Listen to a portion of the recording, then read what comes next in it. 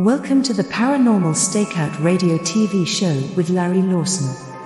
As a former career law enforcement officer and law enforcement educator, Larry focuses on the use of tried and true law enforcement investigative techniques in conducting paranormal investigations. Despite his experience and training, Larry also keeps an open mind to discussions on topics that deal with evidence that are not quite as physical in nature. Paranormal Stakeout guests are professionals in the field of the paranormal and parapsychology, conducting the investigations and research needed to further the cause of paranormal study. Larry advocates an agenda of standardization of structure and training in the field of paranormal investigation and research for the purpose of one day being able to produce the evidence needed to convince a jury of the existence of the paranormal. Whether it is ghosts, UFOs, unsolved mysteries, hauntings or cryptids, no topic is beyond the investigative reach of Larry Lawson and the Paranormal Stakeout radio TV show team. Now, here is the host of the Paranormal Stakeout radio TV show, Larry Lawson.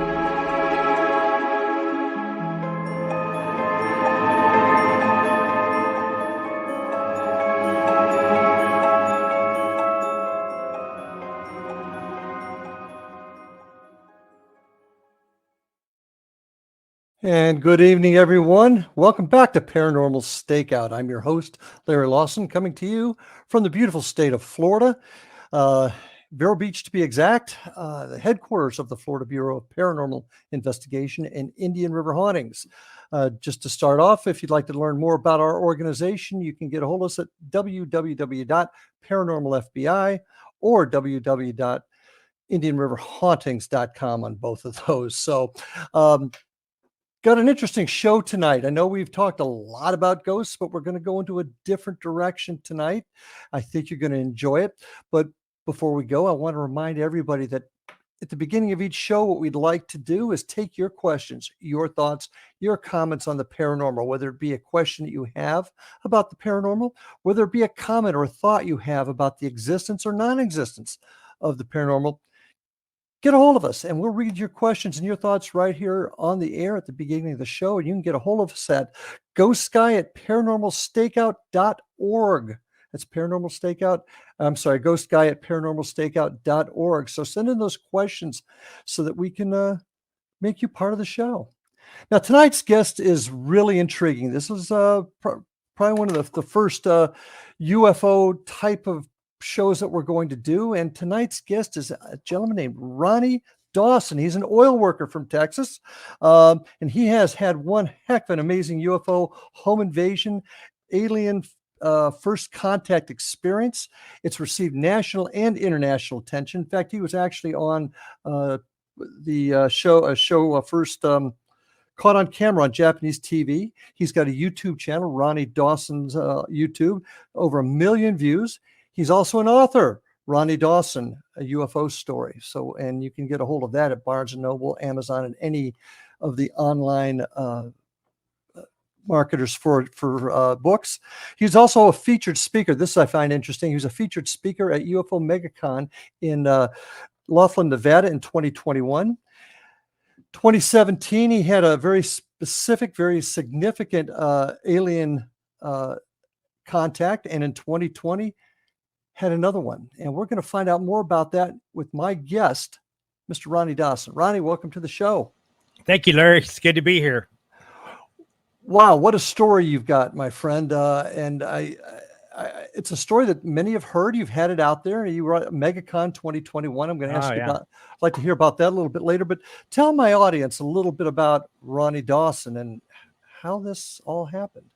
You know, I'm one of those guys that work outdoors most of my life, and for the most part, I haven't seen anything, and didn't really believe anything was out there to see.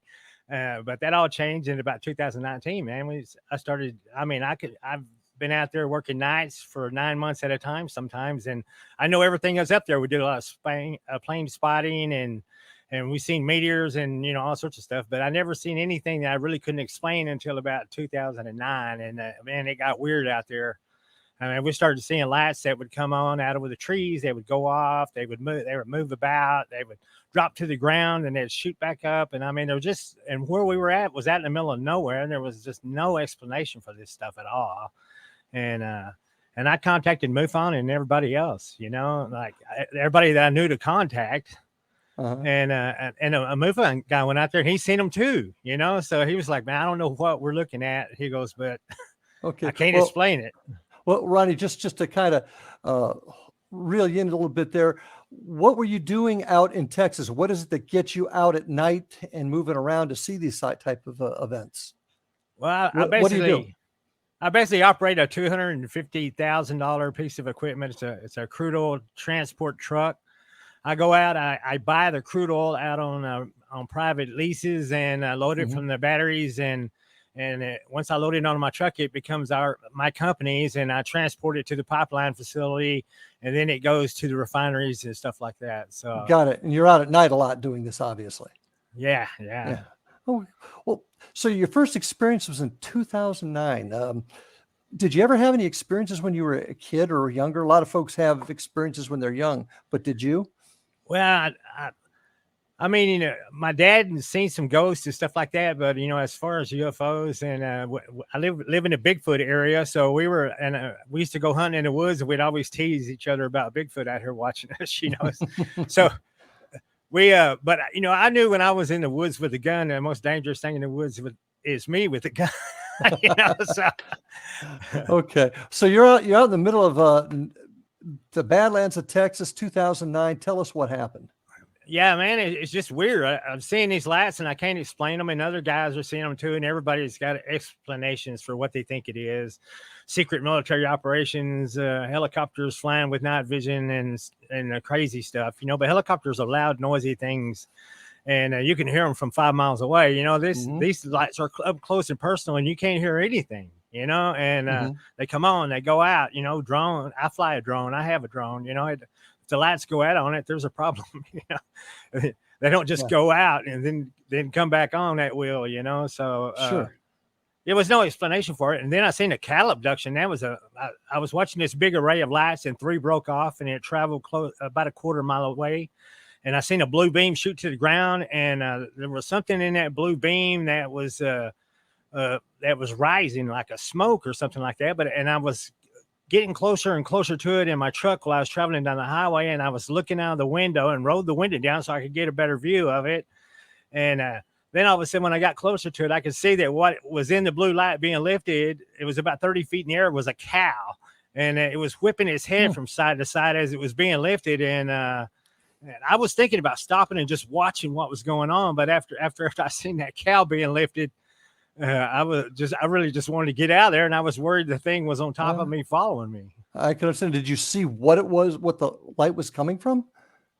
No, it was there. You could see the lights, but the craft itself was not glowing or lit up or anything. It would just be 3 big round circular lights that had a whitish blue light shining from them.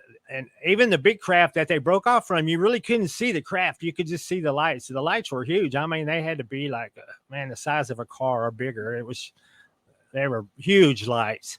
And then it's almost like it wasn't really lights. It was like it was illumination shining from inside something else. Like it was like a illumination shining through a porthole window. That's what it seemed like.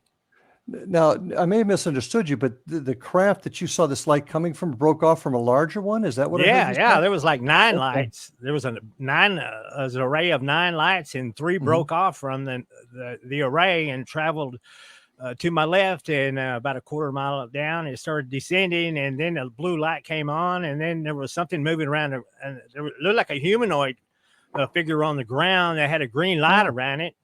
And then inside the blue light, you could see something rising. And then when I finally got close enough, I could see it was a cow, and it was whipping its head from side to side as it was going up. It was about 30 feet off the ground. You know, they're heavy animals, man. You know, we used to get them out of pump jacks, and the speed at which these guys traveled over there. And I mean, our best military guys couldn't go over there and harpoon a cow and lift it into a helicopter in the time that these guys had pulled all this off.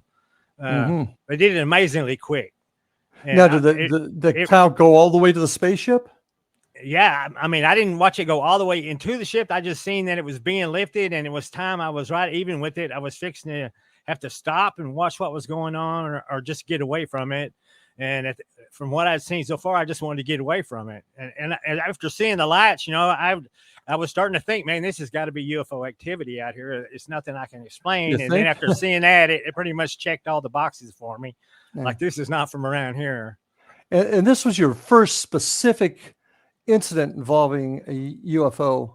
Yeah, it was the first scary incident. Now the lights, they were exciting and trying to figure out what they were and stuff, but it didn't really scare me like this did. This put the fear of God in me, you know. I guess. Like, man, I don't know what this is, but I didn't feel safe being there in the presence of it. Okay, well, when's the next time you had an experience? Well, I mean, I started seeing it wasn't just the lights. Now it was I started seeing some craft and I was talking to some MUFON guys. They're going, get some pictures, man. You got to get some pictures. And I was carrying a camera and I was trying my best to get some pictures. And I missed on a couple of opportunities where it was like I pulled up on a lease and I was fixing to open the gate, drive through it, and there was a UFO hovering in a field over there, and I could see the lights that were going around in a circle. I couldn't really see the craft that well, but I thought, I'm going to get a video of this thing. And I had my camera on the dash of the truck, and I opened the gate like I wasn't paying any attention to it. And then all of a sudden I jumped back in my truck and I grabbed the camera and I jumped out in the ground going to video this thing. And it was almost like I was watching them, but they were watching me back. Because as soon as I grabbed my electronics, that thing tilted and then just shot off. I mean, the lights went out on it, and then the sound it made was almost like if a fly flies into your ear. You know, it was a really high pitched screeching, annoying sound that it made when it took off. And it tilted and just went out. The lights went out. I couldn't see the craft shooting off, but it tilted like it was fixing to leave. And then the lights blinked out, and then you could hear this really high pitched buzzing, like a fly just flew into your ear. And it was gone. And yeah, it was just gone, and it didn't come back, you know. So I missed that opportunity. And then another opportunity that I missed, it was in daylight in the late afternoon. I was coming out of a lease in the late afternoon, and I noticed it looked like a big black cloud of smoke over this rural, like a vacation home off on private property. And I said, oh, man, there may be a fire over there. I might need to call the fire department or something. So I thought, well, I'll get a better look as I climb this hill from where I'm at. I'll be able to see the house a lot clearer. And as I climbed the hill, getting closer to the house, I looked over at the house to see if it was smoke over the house. And it was a big black fuzzy. I mean, you could not see any shape to it. It was just really blurry, like almost smoke looking. And then all of a sudden I seen the 4 white lights come on, same white. It was the same round white light shining out of something inside, you know, like an illumination inside something. I thought, man, that's not smoke. That's a daggum UFO. Now, because it was daylight, could you see the aircraft at all, the spacecraft at all? Yeah, I could see the craft was just really blurry and black. I couldn't see anything well defined. It was almost like they had some kind of stealth technology that was failing or something. Well, we got to take our first break, Ronnie. When we get back, I want to hear more about that. Folks, stay with us. I'm with Ronnie Dawson, alien abductee. We'll be back right after these messages.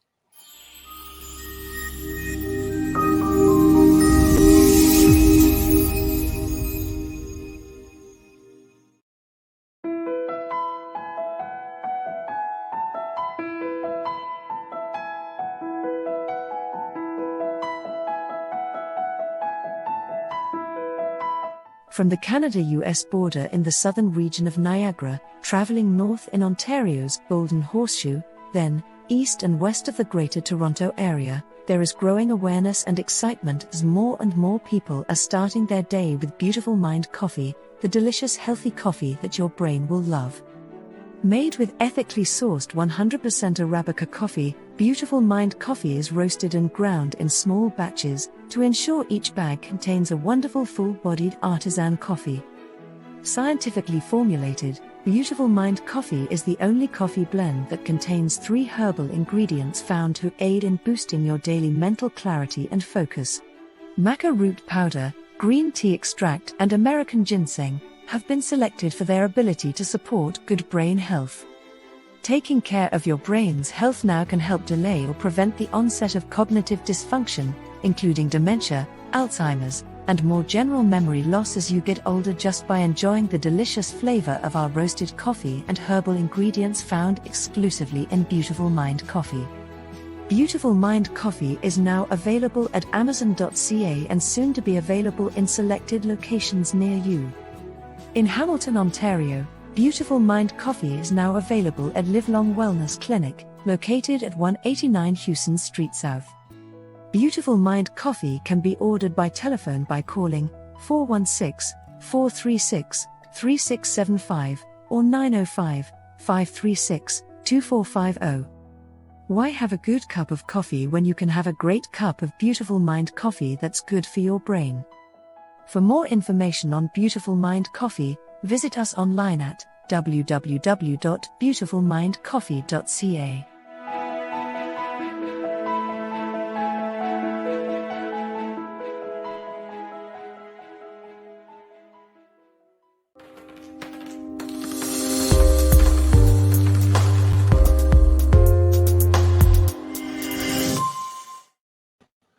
And we are back on Paranormal Stakeout with my guest tonight, Ronnie Dawson, alien contactee and abductee, actually. Ronnie, fascinating story. Now, you've talked a little bit about your first contacts or your first times you've observed this back in the 2009, 2010 area.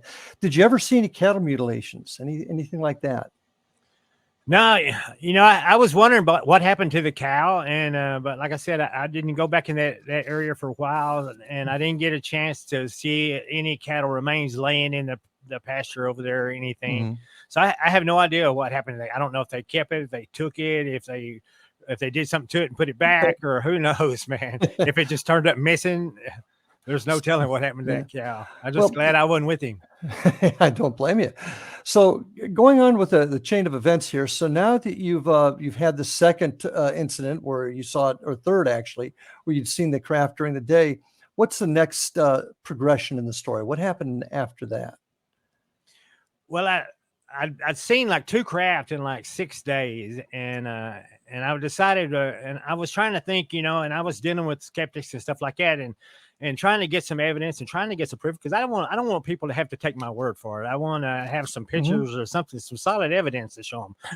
People want solid evidence, and I hadn't had any luck in getting it. So I was trying to think outside the box too, going, well, even if you did see a UFO and you took some pictures of it at night, it's a blurry light in the dark, and it ain't going to prove to a lot of people very much. So I was trying to think, how could I really show somebody something that this is something weird? This is not something explainable. This is something paranormal. You have to show something amazing. So I was trying to think outside the box. So I'd ordered this powerful green laser. It's one of them green laser pointer pins. It's like 250 megawatts. And wow. I mean, this thing will shoot a green beam about 10 miles. And the whole point of me ordering this thing was, what I was wanting to do was, I thought if I could get close to a UFO and I could shoot this laser at the UFO, if the craft's propulsion system was bending time and space, it should make this laser appear to bend.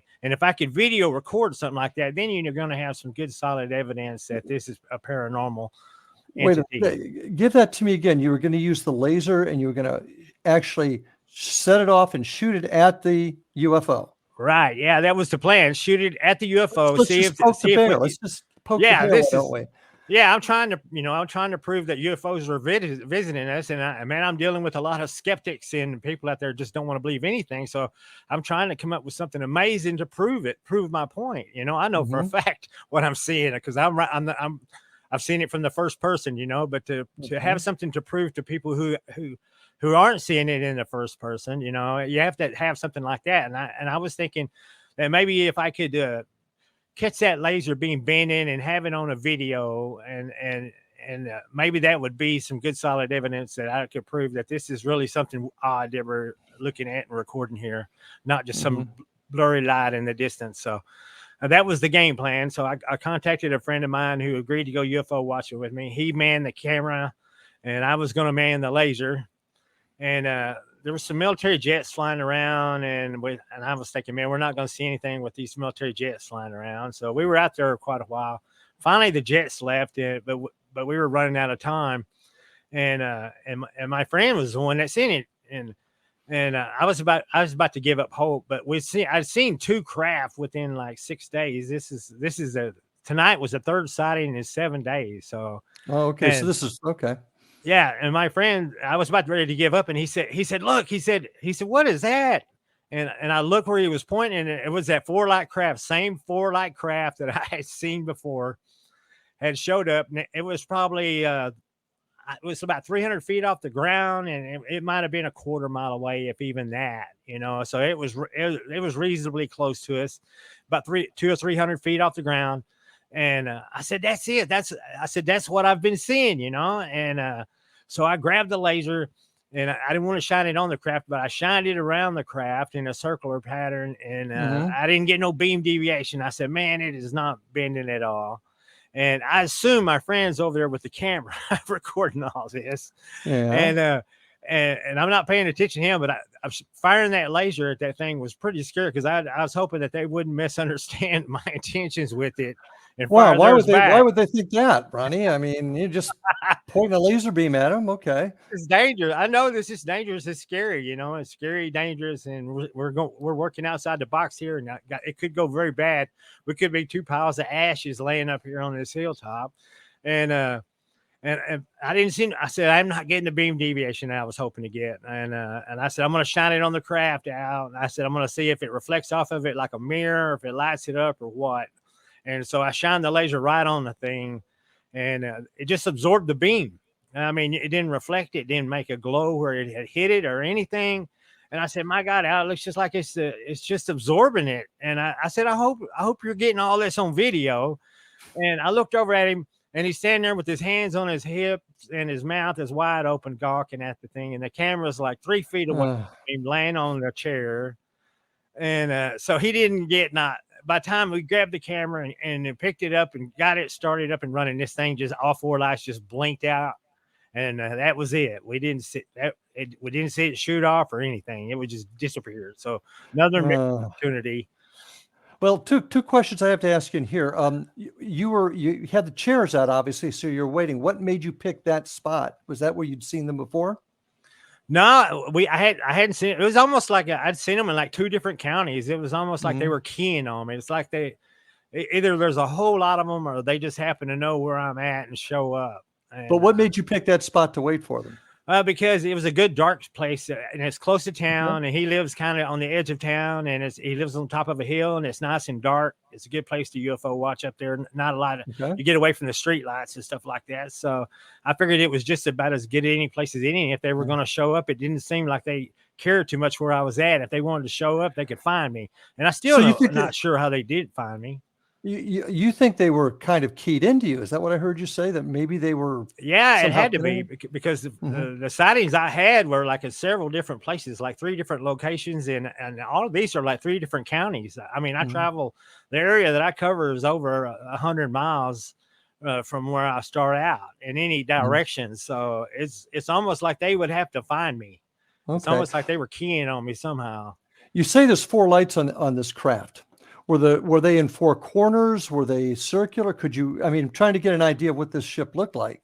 It was almost like there was openings in the side of it. It didn't seem like it was shining from the bottom of it. It seemed like there's 4 large openings on the side of it, and a very bright illumination on the inside of it. These didn't appear to be like spotlights that were shining out of anything. They just seemed like they were very large holes with a bright illumination in them. Okay. And it was almost, and I agree with what some people have said. It's almost like it's a byproduct of the craft sitting still too long. It's like if they hover too long, they build up too much fire, and this illumination comes on inside the craft. Gotcha. And it seems like it has some kind of a dark shell to it. That it's like a dark shell that every time I'd seen it, even the one in the daylight, it was a very black looking shell on the craft, and it had the big round openings, and if it sits idle too long, these white lights will come shining out of these illuminated openings. And it doesn't really look like a spotlight. and like that one I was following, when it was in the afternoon and it just faded out. I mean, it was a black craft and it had the 4 white lights in it. And I was actually following it in my truck and had my camera trying to get a recording of it. And my camera opened and this is my perfect opportunity. And the camera failed. The lens opened up on it and it went dead. I don't know. The batteries were dead. Well, I put new batteries in it and that camera would never work again. I mean, to this day, must have fried it. Well, let's move on a bit. So we had this disaster event where your partner did not get the film. What happened after that, Ronnie? The next night was the night things got weird. Got weird and got scary too. Okay. That was the next night from that was the alien home invasion. So it was like they followed me home. They knew where I lived after that, I guess. I don't know. Maybe they already knew. But anyway, I'd come home and all of a sudden I have a house cat. I was living here. I have a girlfriend that lives in another town and she's going to college. So I'm living here by myself and I've got this house cat. It's just me and him living in my house. And what year is this? So we can keep I think this is a 2010. 2010. Okay. This is 2010. Yeah. And it was the night after we had shot the laser at the craft. And I came home from work and my cat I come home late in the afternoon. My cat's gone. And, I don't know where he went. There was no way for him to get out of the house. And as I started going through the house, I noticed there was a big hole that had been clawed. And I have like 3 bathrooms in this old house. And there's a big hole in one of the floors. I mean, big enough I could stick my arm through it. But my cat is declawed. I don't know how in the world. And I was like, how in the world did he chew a hole through the floor like that? You know? And he was gone. And I hollered at him and I could hear him meowing up underneath the house. And at one point I stuck my arm off down in that hole because he sounded like he was close and I was hoping I could feel him and grab him and pull him back up through the hole. And then I never could feel him. So I pulled my arm out of the hole. And when I looked down in the hole, I could see 2 eyes looking back up at me, but I can't guarantee it was a cat, but it was 2 scary looking eyes looking back up at me through that hole. And I thought, is that a cat? It could be anything down there. I thought, man, you're crazy for sticking your arm off down that hole. Man, it could be anything underneath there. You know, here in Texas, we got skunks, we got coons, we got lots of stuff that could be up under your house that you don't want to grab or that will bite you, you know? So anyway, I went and I noticed the blocks had been pulled out from where you get underneath my house, my access panel. And I don't even know how the heavy blocks had got moved out of the way. And, I called the cat and luckily he was underneath there and he came out. So I grabbed him and I put the blocks back in place. And I went up there and got a big piece of heavy tin and patched over the hole and was kind of frustrated. That's not exactly the kind of stuff you want to do once you come home from working all day. So yeah. I had a big piece of heavy roofing tin that I had, and I put screws into the floor so the cat couldn't escape through the hole again. And got all this done and got something to eat and took a shower and it was time to go to bed because I have to get up when I go to work. I get up like 4:30 in the morning, so I have to go to bed pretty early. So I go to bed and I no sooner lay down in my bed and all of a sudden I hear glasses and stuff get knocked over in the kitchen sink and stuff, and I'm like, what? And this cat is really irritating me today, man. So I try to get up out of bed to go see what's making that noise in the kitchen. And I realized I can't get up out of this bed. I'm stuck in this bed. I don't feel like there's anything wrong with me, but for some reason I can't. The more force I try to get up, the more force holds me down. It's almost like sleep paralysis. It's almost like somebody's pushing on your chest, you know? Yeah. But I mean, I had just laid down. It wasn't like, I had just hit the sheet. Ronnie, I hate to do this to you, but we're on a hard break. We're coming up on our next break. I want to pick the story up when we get back. Folks, we're in the heart of the story. Don't leave us now. Come back after these messages. Paranormal Stakeout.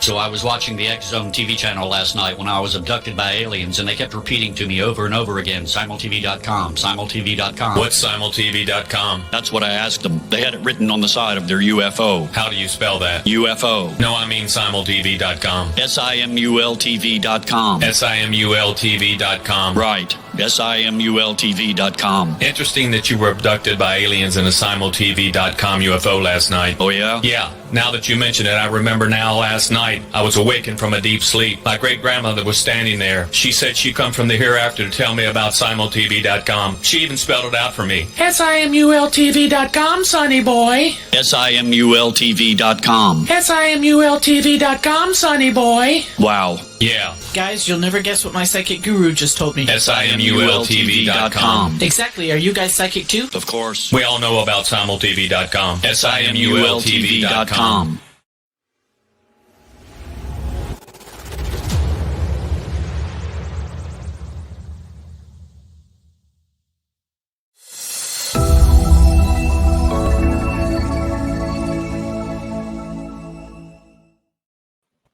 And we are back on Paranormal Stakeout with my guest tonight, Ronnie Dawson. Ronnie, this is one heck of a story here. So I want to get right back into it. So you're home from work. You've found your cat. You've patched the hole. You've hit the rack. Suddenly you're hearing noises and things going on. You think the cat's going crazy, but what was it actually? Yeah, the odd thing was I couldn't picture what was going on with me because I thought, man, I'm having some kind of medical condition because I'm like stuck in this bed and I can't move. I can move. It seemed like I can move my head. I can move my eyes, but it's like I can't feel anything hold me in bed. But once I try to get up, it's like there's a tremendous force. It's like something is interrupting the signal between my brain and my body, man. It's like it is not working. And it's like, now I can use force, but the more force I use to try to get up, the more force it uses to keep me down. So I'm struggling with the idea that I'm having some kind of a heart attack or something like that. Mm-hmm. And I can still hear the glasses in the kitchen being knocked over, and I can hear cabinet doors opening and drawers being pulled out. And I'm going, okay, now that is not the cat. The cat, he may knock something over from time to time, but he doesn't open cabinet doors. Mm-hmm. He doesn't open cabinet drawers. And so I'm going, I'm trapped in this bed. There's something in the house. And then all of a sudden I look out of my bedroom door, and I can hear the stuff going on in the kitchen. I see my cat. My cat is standing at my bedroom door, and he's looking back towards the kitchen like something's freaking him out too. And he's, I'm going, oh, well, whatever it is, ain't the cat. It's certainly not the cat. And so the cat runs in there and he jumps in the bed with me. And I'm sitting there frozen in bed. He's walking around the bed like nothing's affecting him at all. And all of a sudden I see something come streaking by where my bedroom door is. It looks into the living room. And I see something streaking by that. And I've never seen anything move this fast. All it is a brown streak. And it streaked across the room. And then all of a sudden I seen it streak back across the room, and I'm hearing it it's in the living room now. They've knocked over a desk that's at the computer desk, and it broke the bulb and the lamp, and they're knocking stuff over, and I can hear the drawers in the living room opening and stuff, and I can every now and then I can see these streaks of something flying by the door. And at one point I see one, it streaks up on the wall. It runs across a vertical wall. It runs sideways across a vertical wall. And I'm like, okay. And when I seen that, I was hoping that maybe it was a raccoon or a squirrel had something got into my house, because I live under a lot of pecan trees, and I've actually had squirrels get through my drop down ceiling before.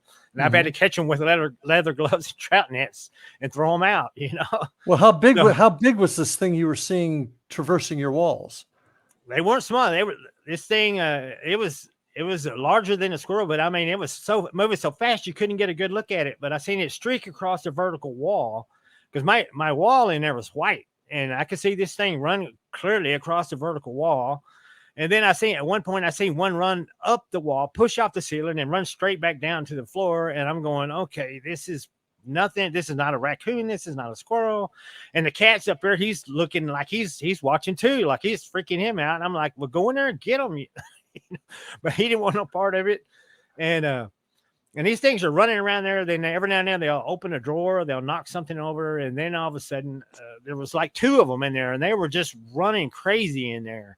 and causing all sorts of havoc. And then all of a sudden, a third one came onto the scene. Now this thing, he come in fast and he stopped right in the doorway. Now this I'm looking through at the doorway of my bedroom. This thing is 10 feet away, and Right. it come in on all fours, and it stopped. And when it stopped, I could see it clear as day. It's 10 feet away. Okay.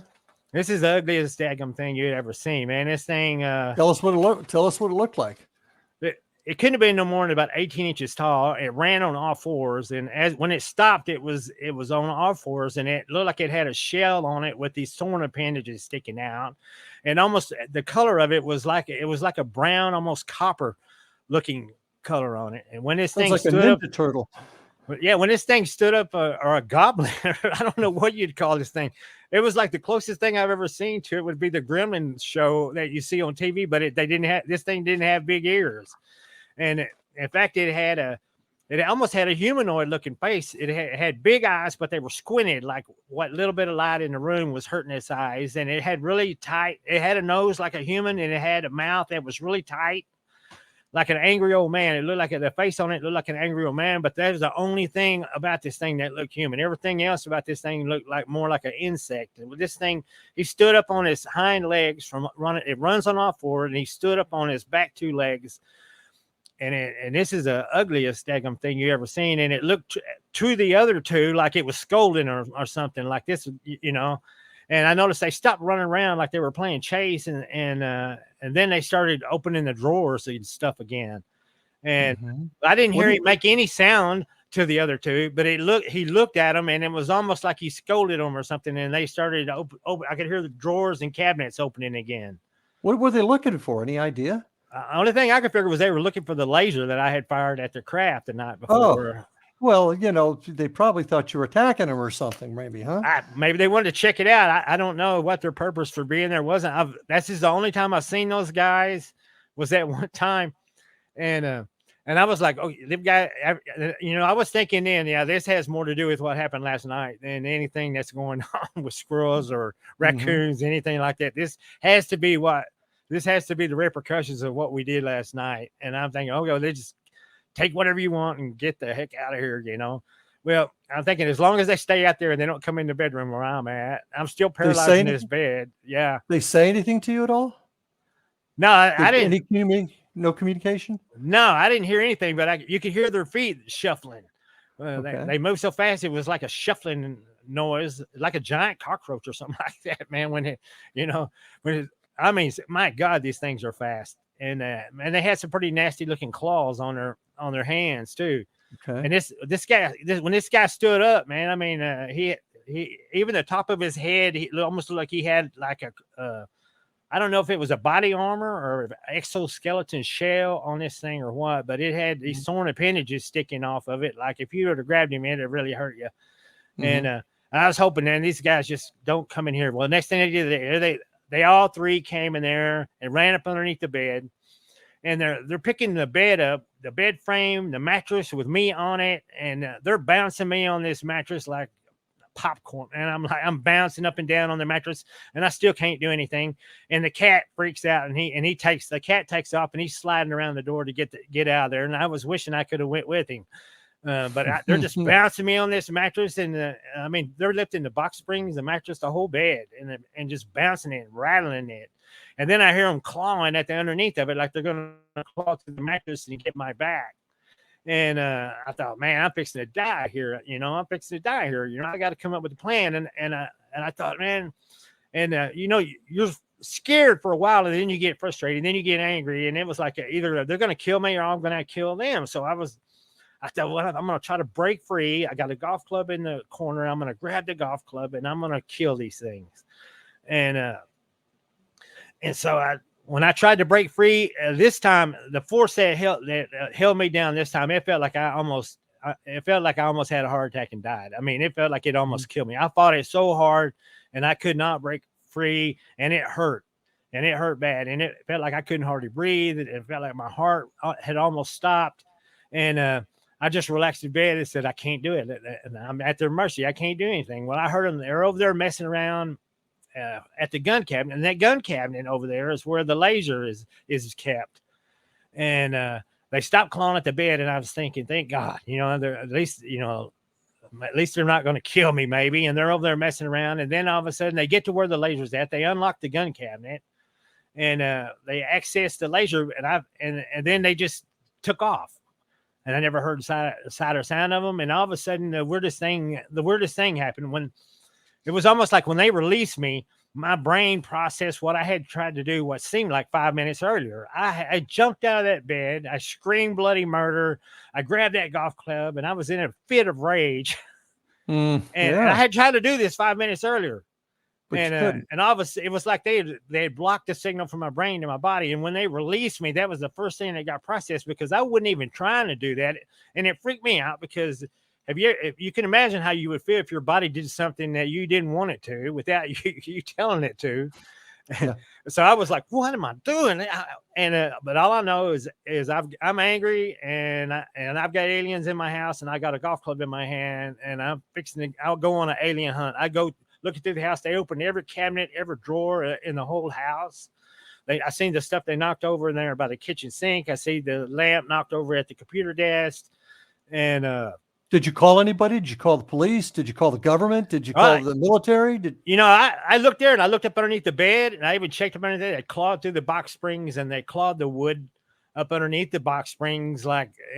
You could see some big scrape marks in the wood up where they were clawing at the underneath. There's no doubt I had physical evidence. And I was looking at Rick. I still thought I had aliens on the premises. So I kept looking, man. It was like, if I'm going to kill one of these guys, then we'll ask you. You want proof? We'll have some proof. If I find one of these guys, I'm fixing to kill him. Well, did you take any picture of the damage to your house, the claw marks, things like that? No, I should have. What I did was I got rid of it.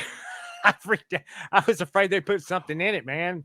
Well, it was a pretty new mattress, and I got rid of that thing. I didn't feel comfortable sleeping on it anymore. It's like I want it out of here. Did you call the cops? Did you call the government? Did you call the military? I found out where I put that metal in the floor. They had pulled it up. They had pulled the screws out of the wood, and they had where I had patched that hole. So I was like, man, they may have been in the house earlier in the day. And they may have taken the cat underneath the house, or the cat escaped through the hole trying to get away from them. I don't know what all went on here. And I thought about calling the cops, and I was like, and I talked to my friend Al, and I'm going, man, should I call the cops? And he's going, well, what kind of proof you got? I'm like, well, when did you get stuff hold of your knocked friend? over, there's stuff broken, and I'm like, and it's like, you really think the cops are going to believe you? And I'm like, I don't know, man. I said, I can't live here, man. I said, these things could be nested up under my house. And he said, well, I'll tell you what, I'll come over in the morning and I had a spotlight on my head and I had a knife and I had a gun. I had to crawl underneath my house to make sure that they weren't still under there because I couldn't sleep another night in here and have any kind of peace and not be wondering these things ain't nested up underneath that house, Yeah. Yeah. Having pictures of that damage probably would have been a huge help to you. Because I'm sure you've taken a lot of heat for these stories. Am I correct? Oh, well, yeah, but I mean, I know people don't want to believe you to start with, and they're going to say they look at the claw marks and say, oh, that could have happened by a cat, could have done that, or anything could have done that, rat could have done it, and I'm sitting there going, well, I got no evidence. I ain't got enough evidence to convince anyone, so it's just going to cause me more grief. And speaking of claw marks and stuff, I know we've got another part of the story we're going to want to hear, but we're coming up on our last break. So I'm anxious to hear the postscript to this story in just a few minutes. So folks, stay with us. Paranormal Stakeout, my guest tonight, alien abductee, Ronnie Dawson. So stick with us and we'll be back right after these messages.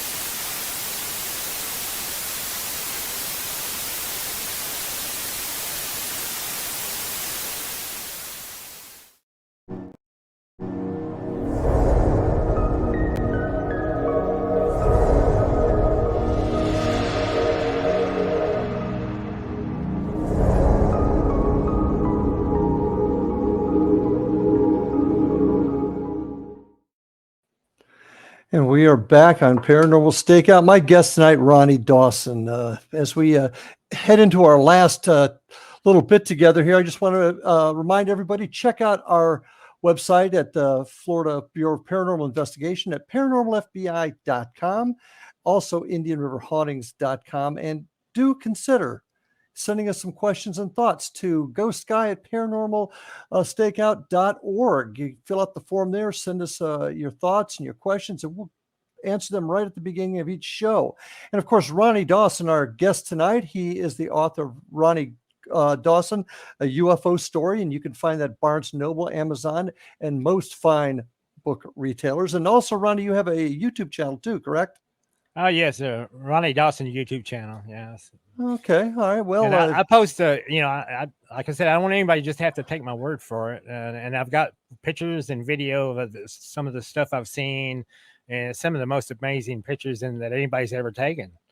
And people can call me a liar, but they say, "Is my camera lying too?" Okay, photographic evidence is evidence, whether they like it or not. That may not be the quality that you want.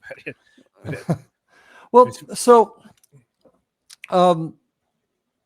Pretty fantastic stories. I mean, I can see where you've probably taken some heat over the years for some of it.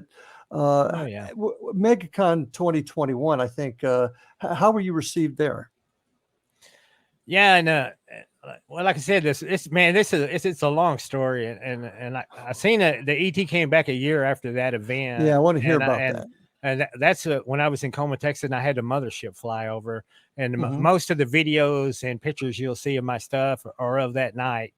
I seen 3 UFOs in about a 1 hour period, and one of them was a mile-long V-shaped mothership. And I mean, this thing, it rotated down to the ground, and it was some weird lights that rotated like in a circular pattern, and they were getting lower and lower. And when they passed over my head, my God, it took this thing 2 or 3 seconds to pass over me. It was solid rock. I mean, it wasn't a ship per se. It was a city built on a V-shaped rock. The bottom on this thing was passing over my head. I could look up. It probably wasn't 200 feet up in the air, and I could see burn marks and crater marks. And it looked like you were looking at the surface of the moon. Impact marks on this thing. And it was solid rock. There for a few seconds, I thought it was a giant meteor, and I thought I was fixing to get taken out by this giant meteor that was coming in. And then all of a sudden, it slowed down and tilted up, and then changed directions, and then it shot away from me, and then it banked and come back at me. And when it banked and came back at me, I could see there was a city on the top of this thing. A city. And, yes, I mean, it was buildings. There's structures. There's man, and thank goodness I caught some video of this thing. I caught like 17 seconds of video. There's only 7 seconds of the left half of the craft, but on that video, man, you can see all this stuff. It's on my YouTube channel. Well, check the chat. But I want to hear about, you actually had one-on-one contact with some of these beings. Tell us a little bit about that. Yeah, the mothership sighting was in 2011. And in 2017, it was the first time I actually got to meet these guys. Earlier in the year, I had a chance to talk to Stanton Friedman. I was at the Roswell UFO Festival, and I said, Stan, you're a smart guy, and I'm just an old truck driver. I said, if I get a chance to talk to these guys, what should I ask them? And Stanton gave me some advice, and it actually came in handy, because in 2017. I actually got to meet these guys. These guys actually, it was the weirdest daggum thing you could ever imagine. I was working nights. I came home, and this wasn't even at night. This was like early in the morning. I probably got off work at 5 a.m. in the morning, and this probably all happened about 8 or 9 o'clock in the morning. Okay. And I'm in bed asleep, dreaming away, or not dreaming or whatever. I don't even remember dreaming. All I remember is there was 2 females had my arms, and they were pulling me. Females. And I'm like, what? And then I slipped out of their grasp, and I fell back to sleep. And I thought, man, that was a weird dream. It was just a weird little short mini dream. And I started sleeping again. Next thing you know, they got me by the arms again, and they're pulling me. And one of them looks me straight in the face and says, help us. And I felt like I was stuck in a manhole or something, and they were trying to pull me loose. And so I struggled to get free. And finally, I finally got loose, and I came loose from whatever they were pulling me out of, and all of a sudden they started apologizing. We're sorry for disturbing your rest. We needed to have a conversation, and I'm going. Were these humans or were they the aliens? I thought my wife was playing some kind of joke on me. I mean, so you're married. You're married by this point, okay? Yeah, I'm married. My wife's living here, and she's awake. She's doing her wifely duties in the same house where I'm sleeping. And I'm sitting here, 2 alien women pull me out of it's not my body, it's my conscious. They pull my consciousness out of my sleeping body for a conversation. And I always thought when your consciousness left your sleeping body, you were dead. It's game over. Sure. But they pulled me out of my sleeping body for a conversation. They started apologizing for disturbing my rest. And I'm thinking, my wife is playing a joke on me. Where is she? And I know her friends, but this don't look like any of her friends. This one is, she has to be like 6'6". She's got blue skin, and her eyes are as big as our eye sockets. Okay. And she's tall, skinny, athletic. And then the other one is a shorter, stockier, has big hair. And I'm looking these 2 over, and I'm thinking, well, if they're wearing costumes, they really got some good ones. These are some good costumes these gals are wearing. And my wife is playing a joke on me or something. But I looked at that other one. She looked, and I looked at, she looked like a human face, but right here at her nose, it went into a lion's mouth. And I mean, on her upper lip, you could even see she had whiskers coming out of her upper lip, she had them trimmed off. And I was like, and then I was like, okay, that is that's a really good costume there. I mean, that's amazing costume there. And then they're telling me that, this is a place where people are world. This is a place they observe us from. My wife goes walking through the bedroom, and I'm going, well, I'm sitting there talking to 2 ET. Here goes my wife walking through the bedroom, and we're not 15 feet from her. And she just strolls right through there like nothing. And she said, this is where we watch it. So they can't hear or see us. It said, you can't hear or see us from here. She said, this is where we've been observing you. And this is where the people in your world and the people our world are going to meet, because we're safe from bacterial, viral, and physical harm here. And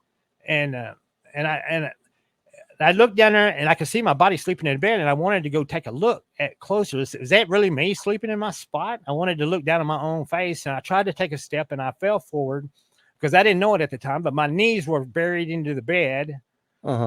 And I looked down, and I fell forward, and I put my hand, because I was falling on the knee of the guy sleeping in bed, which is me. And then I rested on it for a second, and then my hand felt like it broke the leg, and I went through the bone, and I could feel the mattress underneath, the soft mattress underneath. And it freaked me out. And I pulled my hand back up, and these 2 gals, they walked me out of the bed, and they said, look, you can move through solid matter here. You're all right. Your body's sleeping there peacefully in bed. You're not, we're not going to hurt you, and you're going to be okay. And I'm going, okay. She said, yeah, this is where the people of your world and our people of our world are going to meet. And my wife comes walking back out of the bathroom. She looks towards us. She pauses and looks towards us. Well, it freaks out the cat lady looking one. And she looks at cats. Huh? You and cats. I don't know. This is a cat woman. I mean, and she looked at there, and she spoke English, but I mean, she had trouble making English out of her mouth. Her mouth wasn't made to talk English language, but it looked to me like I could see her speaking to the other one. And she said, can she see us? And my wife paused, and she looked like she was looking right at us. And the tall blue one pointed at my body sleeping in bed, said, no, she's looking at him.